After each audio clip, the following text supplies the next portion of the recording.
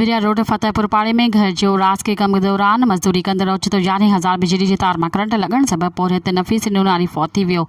ॿियो पोरियत आबिद अली सड़ी ज़ख़्मी थी पियो। फौती ऐं सड़ी ज़ख़्मी थियल पोरियत खे गिणती जॻहि हालत में 82 अस्पताल मुंतक़िल कयो वियो, जिते ज़ख़्मी खे तिबी इमदाद ॾिनी वई। इन मौक़े ते घर धणी वज़ीर अहमद शना ॿुधायो त घर मथां सेपको जूं 11,000 करंट वारी तारुनि तां गुज़रण थियो, जंहिं मां करंट लॻण सबबि राज़ी सां गॾु मज़दूरी कंदड़ पोरियत फौत थी वियो आहे। ॿियो मज़दूर सड़ी ज़ख़्मी थी वियो आहे। निजत सेपको इख़्तियारनि खे केतिराई दफ़ा चयो आहे त असांजे घर मथां बिजली जूं तारूं हटायूं, पर इन बावजूद सेपको बिरिया रोड को बि तदारुक न कयो, जंहिं सबबि हादसे में इंसानी जान ज़ाया थी वई।